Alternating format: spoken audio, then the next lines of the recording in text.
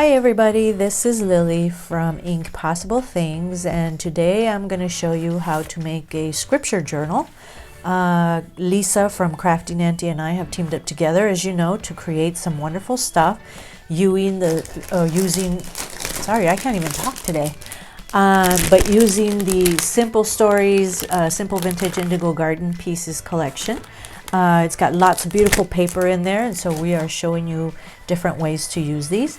But also today, I'm going to use some of that stuff, but I'm going to use some of Crafting Auntie's travel notebooks, which are really wonderful little notebooks to have, and she's got a collection of them in her booth, as well as binder covers and stuff. There are some that are blank and some that have like these, they're lined and they break up the week in a different way. And then there's some, I was experimenting with this one, so I kind of messed up the cover, but this one is just plain lined stuff. But today I am using the one that looks like this. It has a blank side on the left and it's got a date and boxes and lines on the right hand side. I decorated mine kind of like the way that she did in her one of her first videos, and because I really liked it. I thought it was really cool and it looked very cute, and so I went ahead and I decorated my cover. I think the original cover on this one is like a coffee cup thing here, but I wanted to change it up a bit, and I'm using this one as a scripture journal. So I kind of started out, I'm not using the dates or anything. Instead, what I'm doing is I'm kind of counting how many verses I can go through and draw out in here. My method of journaling is a little bit different. I know that there is Bible journaling out there, which I think is awesome, but I just can't bring myself to write in my Bible. I don't have that kind of Bible, so I thought I'd use this. And instead of using a Bible verse to write out or draw out, I use lyrics from songs that inspire me. For example, this one is I Don't Want to Miss It, and it's a song by Ali Holcomb, and she talks about Zacchaeus, who climbed a sycamore tree to see Jesus as he walked by, and then Jesus kind of pulled him aside and told him, hey, you're hosting a party today. So I entered the verse up here. I entered a little bit about what this verse is or what it means to me, and then this is the entire verse here, and then I kind of drew it out and I picked out one of the lyrics from the song that says, so I climbed up on the sycamore tree because I don't want to miss it, and then I just kind of drew a little tree there. Now for this one, I used some watercolor pencils, and then I used Tombow has a water-based brush that helps you kind of spread the ink around, or the color pencil around, and it creates a beautiful, beautiful little color there. Kind of spreads it around and it looks a little bit like watercolor. And then I used some of the stickers and the washi tape from the Simple Stories kit that we're using this month. This one is, there is a song called Promises by Maverick City Music, which I absolutely love, love, love that song.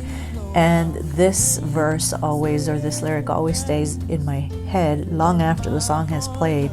But it says, great is your faithfulness to me. And so I wrote it out there. And then over here I put where it comes from, Lamentations 3:22-23, and it talks about how because of the Lord's great love, we are not consumed, for his compassions never fail. They are new every morning. Great is your faithfulness. And I highlighted in orange marker. I kind of did not like the way this turned out, but it's okay. I mean, it still means a lot to me. The whole scripture does. And over here, in this little spot here, I used some of these really cool Tim Holtz distress crayons. And what you can do with these is you just draw, I just drew like a little oval. You can smudge it and get it to spread out, but I use this Tombow marker, the water-based marker, and then I can take it and spread it out even further, just like this. And then all I did was I took my number 1 micron, my 01 micron, and I just did like a little flower over this. Oops, actually this one's not writing for me. What did I use? Maybe I used another pen. Oh, I think I might have used just my tool pen for this one, because sometimes these markers don't write on there. But I'm having all kinds of issues. Here we go. I might have waited a little bit to let it dry a little bit. I can't remember what I did, guys. I'm so sorry. And then I just kind of drew a line down to the bottom. And then again with this one, or with a green Tombow marker, and these are available in my booth. I kind of just did a little bit of a leaf there, and you just press that gently on there, and then you just kind of come over and draw it out here. And I don't know why this is not writing. This usually writes. Hang on, we're gonna go for another one. I'm gonna try the number 3 and see if that works better. Yep, that's it. I think I just used a thicker marker and I went around just like that. And your drawing doesn't have to fall inside the little painted circle. It can just go around that. Okay. This is apparently called a tip-in. I found out later when I was looking up stuff online for Bible journaling. This is a tip-in. So all I did was I added a part of or a little bit of washi tape on both sides, and I backed this one up. This is from the kit. It's a little card that you can cut out, but I backed it up with a white piece of cardstock so that I could write something on there. And then again, washi tape, and that's from the kit, some of the stickers from the kit.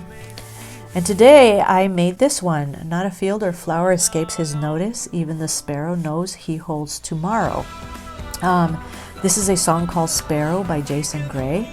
And it did another little tip-in, but this time I just used a regular piece of, one of the cutouts, and I did not back it up with anything. Instead, I used a white pen. I have these Uniball Signos that are white ink, and you can use them to write on there. And I also used it to highlight here all the black part of the words. I also used the Fudnusuki hard tip brush pen, and I carry these also in my booth. And then I used some markers in different colors to draw out these flowers, and I show you these are the easiest little flowers to draw out. And then I used the washi tape from the kit. Oh, this is just so gorgeous. I still can't get over how beautiful this washi tape is. Added in there, and then I used some of the stickers that I added in there as well. And again, you can add washi tape to the edges of the pages. You don't have to, but there's so many cool stickers in the kit too that you can use throughout. So this tutorial is what follows. And oh, I also used this. It's Nouveau Crystal Drops, and Lisa from Crafting Auntie carries this in her booth. And those, I'm going to show you, are what these little black dots are in here. I thought I would add those, and they feel so cool. There's a little bit of texture in the pages there, and who doesn't love texture, right? Anyways, I hope you enjoyed today's tutorial, and if you have questions, you can drop them in the comments below. Also, if you make this, I want to see how it turned out for you. All right, have a wonderful day. Bye.